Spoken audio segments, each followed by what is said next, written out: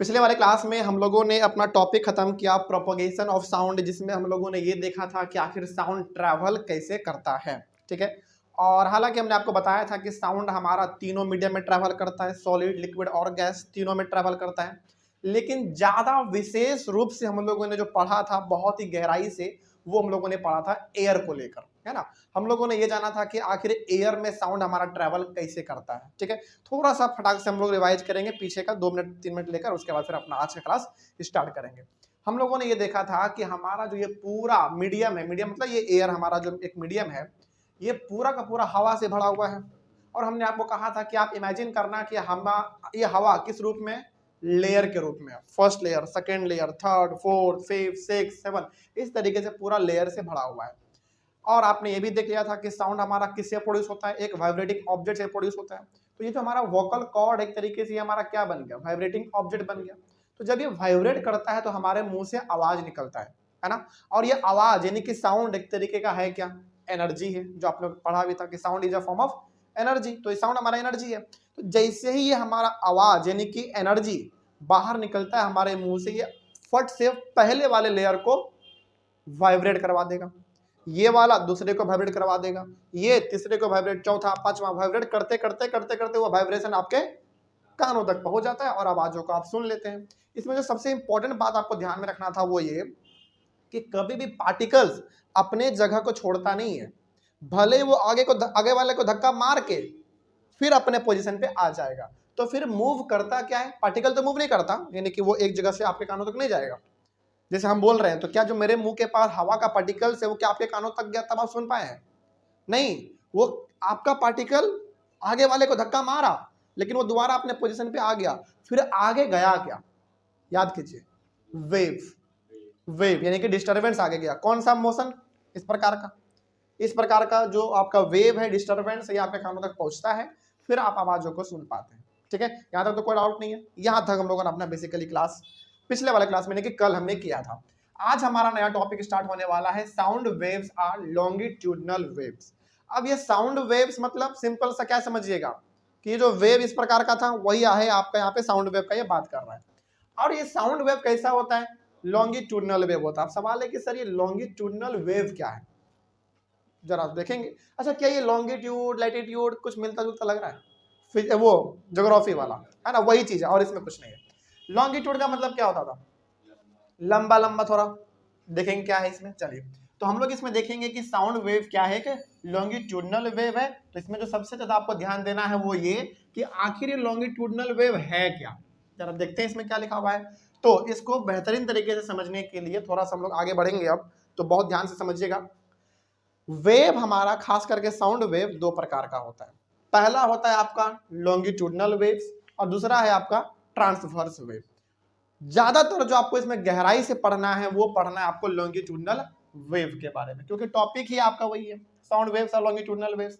तो हालांकि वेव दो प्रकार के, एक इधर हो गया हमारा लॉन्गिट्यूडनल वेव और उधर हो गया हमारा ट्रांसवर्स वेव। चलिए अब इन दोनों को बेहतर तरीके से हम लोग समझ लेते हैं। और याद रखिएगा इस तरीके से जो हमने डिवाइड कर दिया, इधर हमारा लॉन्गिट्यूडनल वेव और उधर हमारा ट्रांसवर्स वेव, इससे आपको फायदा ये हो जाएगा कि कई बार एग्जाम में ना डिफरेंस पूछने के लिए आ जाता है, what is the difference between longitudinal waves and transverse wave. तो इस तरीके से आप डिफरेंस भी कर सकते हैं, लेकिन सारा पॉइंट नहीं लिखना है डिफरेंस में, वो हम आपको बता देंगे। अभी 2-3 पॉइंट डिफरेंस में आपको लिखना होता है, फिर उसको आप लिख सकते हैं, अभी नहीं, लेकिन पहले आप समझ लेते हैं। चलिए आइए देखते हैं कि आखिर लॉन्गिट्यूडनल वेव्स होता क्या है। पहला तो इसका डेफिनेशन ही लिखा हुआ, याद रखिएगा, पहला ये इसका डेफिनेशन है। उसी प्रकार से ट्रांसवर्स वेव का जो पहला वाला लाइन है ये आपका डेफिनेशन है, इसको ध्यान में रखेंगे। देखा जाए क्या लिखा हुआ है, बहुत ध्यान से समझिएगा। लॉन्गिट्यूडनल वेव क्या है, अ wave in which the particles of the medium vibrate back and fourth. Back and fourth का मतलब आगे पीछे आगे पीछे, ये बैक एंड फोर्थ के जगह पे आप टू एंड फ्रो भी बोल सकते हैं, कोई दिक्कत नहीं होगा। तो back and fourth in the same direction in which the wave is moving is called a longitudinal wave. ये तो थोड़ा सा किताबी डेफिनेशन हो गया, लेकिन इसको थोड़ा सा ना प्रैक्टिकली ऐसे समझो आप। ये लॉन्गिट्यूडनल वेव क्या कहना चाह रहा है, अभी इसको छोड़ो, आप इसको गोली मारो, ऐसे समझो जो हम अभी समझाना चाह रहे हैं आपको। ठीक है, ये चीज समझ गए ना प्रैक्टिकली, तो फिर ये कुछ नहीं है, लिखा हुआ कुछ नहीं है। जैसे आप वहां पर बैठे हुए हैं, हम यहाँ पर हैं, हम कुछ बोल रहे हैं, आपके कानों तक आवाज पहुंच जा रहा है, मीडियम क्या हुआ हमारा, एयर। ओके ठीक है। अब हमने आपको कहा था कि हमारा ये पूरा एटमॉस्फेयर एयर के लेयर से भरा हुआ है, तो हम जो बोल रहे हैं वो अगले पहले लेयर को वाइब्रेट करवा रहा है, फिर ये दूसरे वाले को वाइब्रेट करवा रहा है, फिर ये तीसरे वाले को वाइब्रेट, धक्का मारता जा रहा है और वाइब्रेट करता जा रहा है। तो यहाँ पे आप देखो ये वाला पार्टिकल आगे की ओर गया, उसको धक्का मारा, फिर अपने पोजीशन पे आ गया, तो ये क्या हो गया हमारा, बैक एंड फोर्थ बोलो या फिर टू एंड फ्रो बोलो, बात सेम है। यानी कि ये वाला पार्टिकल आगे गया, इसको धक्का मारा, इसको, और दोबारा अपने पोजीशन पे आ गया, फिर ये वाला आगे को धक्का मारेगा, फिर अपने पोजीशन पे आ गया। यानी कि पार्टिकल्स का मूवमेंट किधर से किधर की ओर है, इधर है, फिर वो अपने आपस आ जा रहा है अपने पोजीशन पे, यानी कि आगे जा रहा है फिर अपने पोजीशन पे आ जा रहा है। तो पार्टिकल का डायरेक्शन किधर हो गया, आगे की ओर।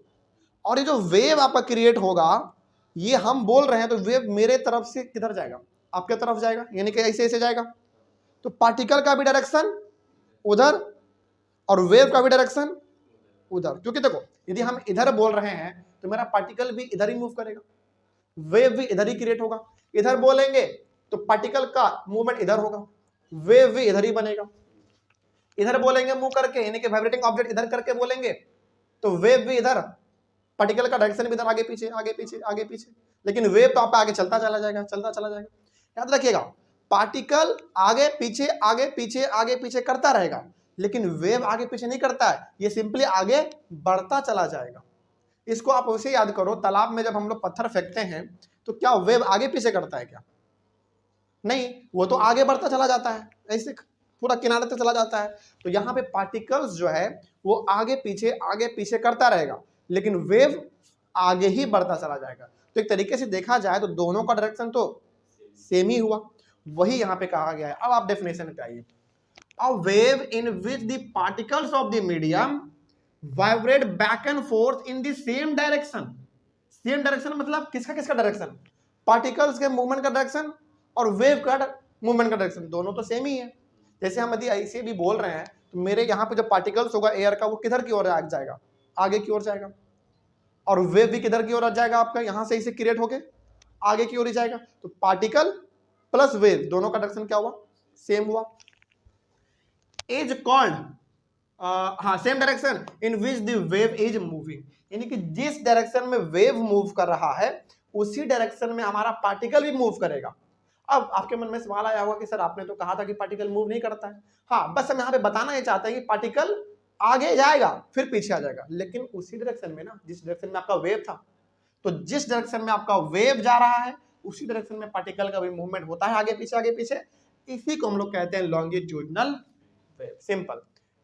मान लीजिए कि आप यहां से निकले और रोड पे आपसे पूछ दे कि बताओ कि लॉन्गिट्यूडनल वेव क्या है, और मान लीजिए कि आपको समझाने नहीं आ रहा है, तो सिंपली आप ये बताइएगा कि यदि वेव का डायरेक्शन और मीडियम के पार्टिकल का डायरेक्शन, ये हमारा एयर क्या है, मीडियम ही तो है, यानी कि वेव का डायरेक्शन यानी किस प्रकार का जो डायरेक्शन है ये वाला डायरेक्शन, और पार्टिकल के डायरेक्शन यदि दोनों सेम डायरेक्शन में है तो उसी वेव को हम लोग क्या कह देंगे, लॉन्गिट्यूडनल वेव कह देंगे। सिंपल सी बात है, ठीक है। चलिए आगे बढ़ते हैं, कोई डाउट नहीं ना इसमें।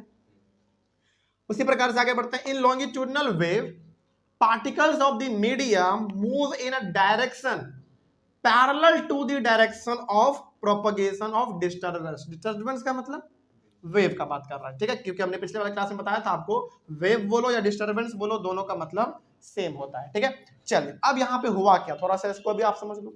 जैसे आपको अभी तुरंत पता चल गया कि लॉन्गिट्यूडनल वेव में हमारे वेव के मूवमेंट का डायरेक्शन और पार्टिकल्स के मूवमेंट का डायरेक्शन दोनों सेम डायरेक्शन में होता है। तो इस तरीके से हमारा पार्टिकल्स यानी कि हमारा वेव ऐसे जा रहा होगा और पार्टिकल्स भी आगे पीछे कर रहा होगा, यानी कि ये दोनों आपस में कैसे चलते हैं, पैरेलल चलते हैं। ये वेव आगे बढ़ जाएगा लेकिन पार्टिकल्स आगे पीछे करते करते, लेकिन है तो दोनों पैरेलल ही, देख लो। तो लॉन्गिट्यूडनल वेव में वेव का डायरेक्शन मूवमेंट करने का और पार्टिकल का डायरेक्शन दोनों कैसे होते हैं, पैरेलल होते हैं, ठीक है। अब थोड़ा सा एक डायग्राम से भी इसको समझ लेते हैं, बेस्ट रहेगा आपके लिए। अच्छा, ये डायग्राम ना आपको हम समझाने के लिए एग्जांपल देते हैं। हालांकि स्प्रिंग से भी समझा जा सकता है, जो साइकिल में स्प्रिंग होता है, बाइक में होता है, कार में स्प्रिंग होता है, लेकिन वो सटीक नहीं रहेगा। एक ना वो खिलौना टाइप आता है, आपने देखा होगा, चूड़ी टाइप, पूरा गोल गोल घूंढीला होता है, उसको ऐसे पकड़ के आप ऐसे ऐसे करते हो, खेलते हो, उसको क्या बोलते हैं, हमको नाम नहीं आता रहा, उसको कुछ तो बोलते हैं, मतलब हाँ जो बच्चा लोग का होता है, पूरा ऐसे चिपका दो ऐसे और पूरा खोलो तो पूरा एकदम ऐसा हो जाता है, ये बहुत लंबा हो जाता है, मतलब बहुत तो लोग खेलने में जानते हैं, ऐसे ऐसे ऐसे ऐसे करके उसको खेलते हैं। तो कभी यदि आपने उसका इस्तेमाल किया होगा या फिर आपने कभी उसको देखा भी होगा, तो आपने हमेशा देखा होगा कि इस प्रकार का स्ट्रक्चर उसमें क्रिएट होता है। बिल्कुल, अब इस प्रकार का स्ट्रक्चर आप आराम से बता पाएंगे। चलिए हम थोड़ा सा ना आपका टेस्ट लेते हैं, देखते हैं आपको पता है कि नहीं। जहां पे बहुत ज्यादा घना हो, यानी कि जहां पे पार्टिकल्स बहुत ज्यादा इकट्ठा हो जाए, उसको हम लोग क्या बोलते थे, रीजन ऑफ कॉम्प्रेशन। तो ये हमारा हो गया रीजन ऑफ कॉम्प्रेशन।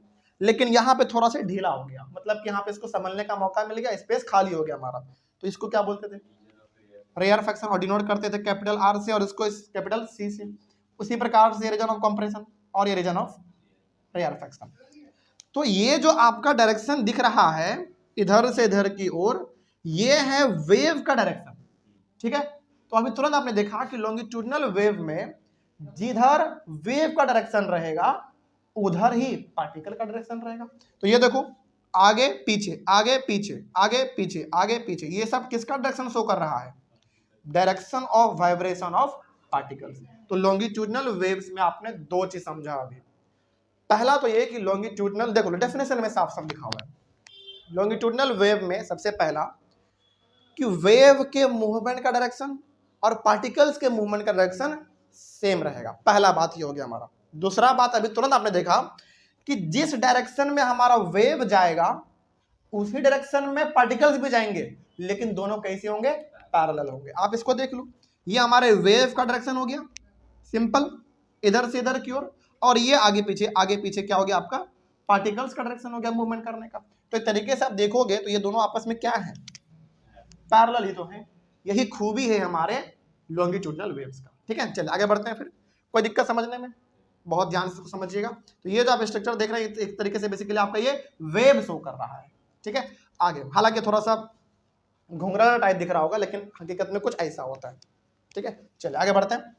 अगला क्या है, the particles do not move from one place to another place but they simply vibrate back and forth. कितना बढ़िया पॉइंट इसमें लिखा गया है कि पार्टिकल्स अपने जगह से दूसरे जगह पे मूव नहीं करता, यानी कि वो इस जगह पर है तो उठ के यहां नहीं चला जाएगा, बस वो क्या कर सकता है, यहां से आगे पीछे करता रहेगा, लेकिन कभी भी वो अपना जगह परमानेंट छोड़ेगा नहीं। जहां से गया है वहीं पे वो दोबारा आ जाएगा। इसके लिए सबसे बेस्ट वर्ड यहाँ पे इस्तेमाल किया गया बैक एंड फोर्थ, या फिर आप टू एंड फ्रो भी बोल सकते हैं, कोई दिक्कत नहीं होगा। तो क्या कभी भी पार्टिकल मूव करते हैं क्या, नहीं, पार्टिकल कभी भी अपना जगह छोड़ेगा ही नहीं, बस वो आगे पीछे करेगा, जहां से गया था वहीं पे दोबारा वो आ जाएगा, लेकिन कभी भी अपना इस जगह परमानेंटली छोड़ेगा नहीं। अच्छा फिर बताओ, फिर मूव परमानेंटली करता क्या है जब पार्टिकल नहीं करता है, तो वेव करता है, बिल्कुल सही बात, ठीक है। आगे बढ़ते हैं। तो कभी भी पार्टिकल अपने जगह को छोड़ता नहीं है। आगे, this is exactly how a sound wave propagates.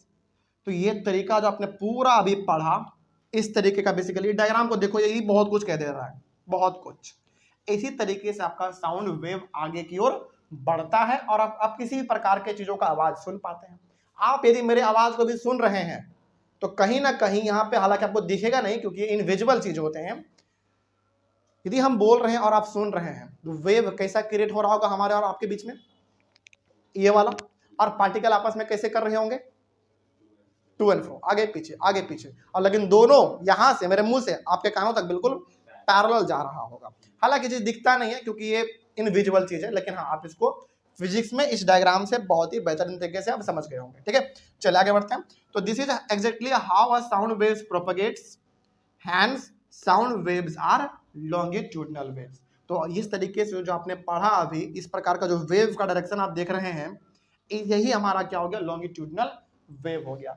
तो अब इस सवाल को कैसे पूछा जा सकता है, सवाल ये पूछेगा कि बताओ साउंड वेव आखिर लॉन्गिट्यूडनल वेव कैसे है। तो आपको ये सारा पॉइंट लिखना पड़ेगा, और यदि आप लास्ट में डायग्राम बना देते हैं और जो हमने यहाँ पे नेमिंग किया है, तब तो फिर सोने पे सुहागा है, बहुत ही बेहतरीन नंबर आपको इसमें मिल जाएगा। तो लॉन्गिट्यूडनल वेव में दो तीन बातें आपको ध्यान में रखने हैं। पहला बात तो ये कि लॉन्गिट्यूडनल वेव में हमारा वेव का डायरेक्शन और पार्टिकल का डायरेक्शन सेम दिशा में होते हैं, कोई दिक्कत नहीं इसमें। पहला चीज हमारा ये हुआ।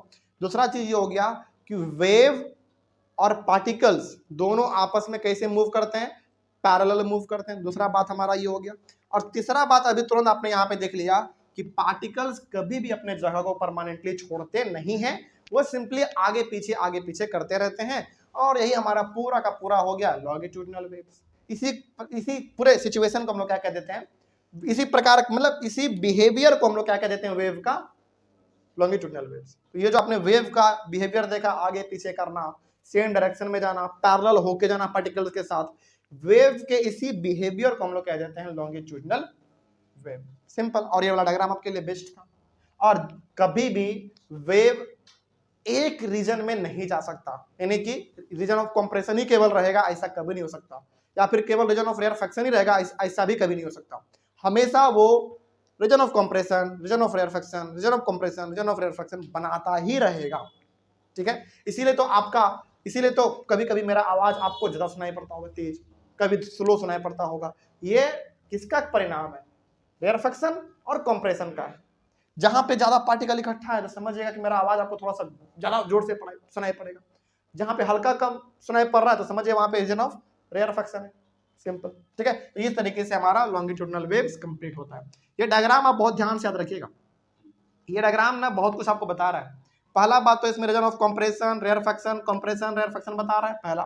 दूसरा चीज ये डायरेक्शन हो गया हमारे वेव का, और ये डायरेक्शन हो गया हमारा पार्टिकल्स का। दोनों पैरेलल भी है और दोनों देखा जाए तो सेम डायरेक्शन में, इधर इधर, कोई दिक्कत नहीं इसमें। चलिए अब आ जाते हैं थोड़ा सा हम लोग ट्रांसवर्स वेव में। एक्चुअली पता है आपको कि साउंड जो है ना आपका पूरा का पूरा लॉन्गिट्यूडिनल वेव को फॉलो करता है, लेकिन ट्रांसवर्स वेव से साउंड का कोई लेना देना नहीं है। ट्रांसवर्स वेव का इस्तेमाल करता है कौन पता है, लाइट करता है। और फिर सवाल है कि सर पढ़ तो रहे हम लोग साउंड चैप्टर, लाइट क्यों पढ़ाया जा रहा है। देखो आपको ना इसलिए पढ़ाया जा रहा है ताकि आप इन दोनों में डिफरेंस समझ पाओ कि आखिर साउंड का वेव कैसे काम करता है और लाइट का वेव कैसे काम करता है। ठीक है। तो ये जो लॉन्गिट्यूडिनल वेव हुआ ये किसके लिए एप्लीकेबल है, साउंड के लिए एप्लीकेबल है। और ये ट्रांसवर्स वेव किसके लिए एप्लीकेबल होगा, लाइट के लिए एप्लीकेबल होगा। ये साउंड के लिए एप्लीकेबल नहीं होता है, लेकिन फिर भी देख लेते हैं इसमें क्या कहा गया है। और डिफरेंस जब पूछा जाए तो कौन कौन सा पॉइंट लिखना है वो अभी हम तुरंत बता देंगे। पहला तो डेफिनेशन देख लेते हैं क्या है ट्रांसवर्स वेव होता क्या है। देखो अ wave in which the particles of the medium कुछ भी हो सकता है, सॉलिड लिक्विड गैस कुछ भी हो सकता है। तो a wave in which the particles of the medium vibrate up and down at right angles to the direction in which the wave is moving is called a transverse wave. Example इसको ऐसे समझिए। इसमें आपने क्या देखा था अभी longitudinal wave में आपने देखा कि जिस डायरेक्शन में हमारा वेव मूव करेगा उसी डायरेक्शन में हमारा पार्टिकल भी आगे पीछे करेगा। लेकिन इसमें अलग है। इसमें क्या है, आपका वेव ऐसे तो जाएगा लेकिन इस वेव के साथ ये पार्टिकल्स अप एंड डाउन करेगा। यानी कि यदि वेव जा रहा है, जैसे मान लीजिए हमारा वेव है, ये हमारा वेव है, इधर से इधर जा रहा है सिंपल। अरे पार्टिकल्स कैसे करेंगे, ऊपर नीचे। तो आप ध्यान से देखोगे तो तरीके से नीचे आ रहा है, ऊपर जा रहा है, तो यहाँ पे कैसा एंगल 90 डिग्री का एंगल बन रहा है। इसमें वेव और पार्टिकल साथ साथ चलते हैं, लेकिन इसमें साथ साथ नहीं चलते हैं। वेव का डायरेक्शन तो सिंपल पता है, इसे जाएगा ये सिंपल, लेकिन पार्टिकल्स इसके साथ नहीं जाएंगे बल्कि अप एंड डाउन यानी कि 90 डिग्री का एंगल बनाता हुआ चलेगा। इसी प्रकार के वेव को हम लोग कह देते हैं ट्रांसवर्स वेव। सिंपल। ठीक है। डेफिनेशन पूछे तो आप डेफिनेशन ये देख लीजिएगा। अब एग्जांपल देंगे आपको, इस डायग्राम के थ्रू आप बेहतर तरीके से समझ पाएंगे। आगे बढ़ते हैं, एग्जांपल ही पहले देख लेते हैं। डायग्राम देखिए, इमेजिन करो कि ये हमारा जो वेव है एक तरीके से आपको कुछ ऐसा नजर आ रहा होगा। ठीक है। ये हमारा वेव है, ये डायरेक्शन हो गया इसका सिंपल, इधर से इधर की ओर ये जा रहा है, डायरेक्शन ऑफ वेव सिंपल। अब ये जो आपको दिख रहा है ना, ये क्या है पता है, ये ऊपर नीचे क्या हो रहा है, ये डायरेक्शन है किसका, पार्टिकल्स का वाइब्रेट करने का। ये क्या कर रहा है, ऊपर नीचे, देखो ऊपर नीचे इस तरीके से हो रहा है। यदि आप यहाँ पे एक और डायरेक्शन शो कर देंगे इसका तो देखो कुछ ऐसा ही बनेगा। ये जो हमने अभी खींचा ये किसका डायरेक्शन हो गया, वेव का हो गया। ये वेव का डायरेक्शन हो गया और ये ऊपर नीचे किसका डायरेक्शन, पार्टिकल्स का। तो आपको दिखेगा कि यहाँ पे कितने का एंगल बन रहा है, 90 का एंगल बन ही रहा है, यहाँ पे आपको दिख रहा है साफ, और यही होता है आपका ट्रांसवर्स वेव। सिंपल। तो ट्रांसवर्स वेव सिंपली ये होता है कि जिस डायरेक्शन में वेव मूव कर रहा होगा उस डायरेक्शन में पार्टिकल्स मूव नहीं करेंगे, बल्कि पार्टिकल्स अप एंड डाउन करेंगे, और एंगल कितने का बनाएगा वो 90 का बनाएगा। कुछ इस प्रकार से अभी आपने देख लिया। ठीक है, आगे बढ़ते हैं। In transverse wave particles of the media move in a direction perpendicular to the direction of propagation of the disturbance, यानी कि वेव। तो इसमें जो पार्टिकल्स होते हैं वो परपेंडिकुलर मूव करते हैं। परपेंडिकुलर का मतलब ऊपर नीचे सीधा सीधा ये मूव करेगा। किसके साथ मूव करेगा? ये वेव के साथ मूव करेगा। वेव ऐसे जा रहा होगा, ऐसे जा रहा होगा, और पार्टिकल्स ऐसे ऐसे ऊपर नीचे 90 डिग्री का एंगल बनाते हुए ऐसे मूव कर रहा होगा। सिंपल लिखा हुआ है इसमें, और कोई दिक्कत? चलिए आगे बढ़ते हैं। आगे, light is a transverse wave. Light हमारा क्या है? ट्रांसवर्स वेव हो गया। इसीलिए हमने कहा था कि ये लॉन्गिट्यूडनल वेव एप्लीकेबल है साउंड के लिए, और ट्रांसवर्स वेव एप्लीकेबल है आपका लाइट के लिए। लेकिन but light is not a mechanical wave. अब सवाल है कि सर ये मैकेनिकल वेव क्या है? देखो, हमने कल आपको बताया था मैकेनिकल वेव क्या होता है। मैकेनिकल वेव ज्यादा समझ में नहीं आया ना, तो सिंपल समझना कि जो आपका ये वेव दिखता है ना, ऐसे ऐसे कर रहा है, ये आपका क्या है? सिंपल से बताओ, मैकेनिकल वेव है। सिंपल, बस। लेकिन आप, हमने कल आपको यही बताया था कि वेव हमेशा बनने के लिए एक मीडियम होना चाहिए, यानी कि मीडियम हमारा सॉलिड भी हो सकता है, लिक्विड भी हो सकता है, और गैस भी बन सकता है। मतलब जहां पे मीडियम है वहां पे वेव संभव है। यही हमारा क्या होता था? मैकेनिकल वेव होता था। लेकिन लाइट ना हमारा एक मैकेनिकल वेव नहीं है। इसका मतलब हुआ कि लाइट बिना मीडियम का भी ट्रेवल कर सकता है। अब सवाल है कि सर ये बिना मीडियम वाला क्या होता है, जरा बताइए। इसको हम लोग कहते हैं वैक्यूम। अब चलिए थोड़ा सा, जब बात छिड़ ही गया है तो थोड़ा सा इसके बारे में आपको डिटेल बता देते हैं। देखो, वैक्यूम एक ऐसा स्पेस होता है, या फिर वैक्यूम एक ऐसा जगह होता है जिसमें आपको एक रत्ती भी हवा, पानी, धूल, मिट्टी, बालू कुछ भी नजर नहीं आएगा। यानी कि वो जगह पूरी तरीके से खाली रहेगा, सुनसान रहेगा। अब जरा थोड़ा सा इमेजिन करना, आप जो हम बताना चाह रहे हैं ना, इसको माइंड में थोड़ा सा आप इमेजिन कीजिए और सोच के बताइएगा अभी हम जो पूछने वाले हैं आपको। ठीक है, पहले मेरी बातों को सुनिए। पहला, हमने अभी तुरंत कहा कि साउंड यदि ट्रैवल करेगा तो उसके लिए मीडियम होना चाहिए, या तो सॉलिड, या तो लिक्विड, या तो गैस, तभी हमारा साउंड ट्रैवल कर सकता है। जैसे मान लीजिए यदि हम बोल रहे हैं और आप सुन पा रहे हैं, तो मीडियम क्या है आपका? एयर, और एयर पूरी तरीके से पार्टिकल से भरा हुआ है, तो हमारा जो आवाज है वो ट्रांसफर होते होते होते आपके कानों तक पहुंच गया। लेकिन आप ऐसे जगह के बारे में थोड़ा सा सोचो जहां पे एक रत्ती भी पार्टिकल नहीं है, तो क्या हमारे आवाज को आगे धकेलने के लिए कोई यहां पे है? बिल्कुल नहीं है। तो क्या हमारा आवाज आपके कानों तक आ पाएगा? बिल्कुल नहीं आ पाएगा। और ये किस में होगा? वैक्यूम में होगा। यानी कि वैक्यूम एक ऐसा जगह है जहां पे कि हल्का सा भी धूल, मिट्टी, बालू कुछ नहीं है, हवा हवा कुछ नहीं है। तो बताइए, मेरे आवाजों को ट्रांसफर करने के लिए आपके कानों तक जब कोई चीज यहाँ पे है ही नहीं वैक्यूम में, तो क्या वो आवाज आपको सुनाई पड़ेगा? बिल्कुल नहीं पड़ेगा। अब इसका ना आपको थोड़ा सा लाइव एग्जांपल देते हैं, आप इसको अच्छी तरीके से कनेक्ट कर पाएंगे।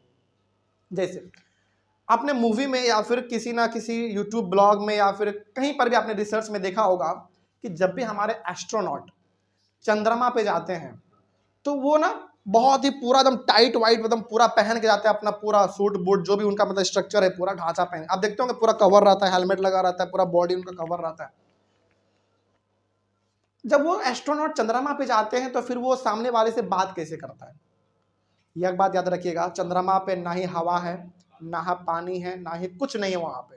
यानी कि आप वहां पे ऐसे हेलमेट उतारो अपना, एस्ट्रोनॉट मान लीजिए कुछ देर के लिए हम ही लोग आप एस्ट्रोनॉट है, हम और आप चले गए चंद्रमा पे, मान लीजिए हम अपना ऐसे हेलमेट उतारे, आप भी उतार लिए, हम बोल रहे हैं अजीत कैसे हो। अब तुमको दिखेगा कि हम बोल रहे हैं, लेकिन सुनाई रत्ती भर नहीं देगा। क्यों नहीं देगा? क्योंकि चंद्रमा पूरी तरीके से आपका वैक्यूम है, वहां पे एक रत्ती भी पार्टिकल नहीं है जो कि हमारे साउंड को आपके कानों तक पहुंचा सके। अब जब रत्ती भर पार्टिकल है ही नहीं तो क्या वहां पे वेव बनेगा? जब वेव बनेगा ही नहीं तो क्या मेरा आवाज आपके कानों तक जाएगा? नहीं जाएगा, बिल्कुल नहीं जाएगा। तो यहां पे आपने क्या समझा? साउंड ट्रैवल करने के लिए मीडियम होना चाहिए, और मीडियम होगा तभी वेव क्रिएट होगा, और वेव क्रिएट होगा तभी हमारे आवाजों को आपके कानों तक लेकर आ पाएगा, और उसी वेव को हम लोग क्या कह देते हैं? मैकेनिकल वेव कह देते हैं। लेकिन लाइट के साथ थोड़ा सा केस अलग है। लाइट हमारा वैक्यूम में भी ट्रैवल करता है, यानी कि वैसे जगह पे जहां पे धूल मिट्टी बालू कुछ भी नहीं है, एक रत्ती हवा भी नहीं है, वहां पे भी हमारा लाइट ट्रैवल कर जाता है। कोई दिक्कत इसमें? तो क्या बताइए कि लाइट भी हमारा मैकेनिकल वेव हुआ या फिर ये मैकेनिकल वेव नहीं हुआ? नहीं हुआ। मैकेनिकल वेव का मतलब मीडियम में बनेगा, लेकिन लाइट हमारा बिना मीडियम का भी ट्रैवल कर जाता है। तो क्या लाइट हमारा मैकेनिकल वेव हो गया? नहीं, ये एक मैकेनिकल वेव नहीं है। कहने का मतलब साउंड हमारा वैक्यूम में ट्रैवल नहीं कर सकता, लेकिन लाइट हमारा वैक्यूम में ट्रैवल कर सकता है। अब तो कोई दिक्कत नहीं होगा इसमें।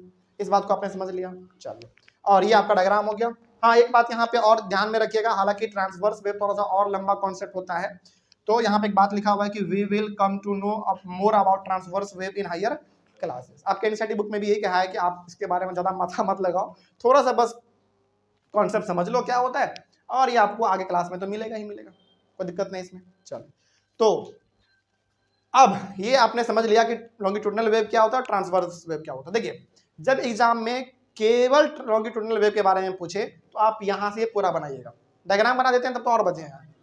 लेकिन यदि केवल लॉन्गिट्यूडनल वेव के अलावा ट्रांसवर्स वेव के बारे में केवल पूछे तो केवल ये लिखिएगा, लेकिन ऐसा सवाल देगा नहीं।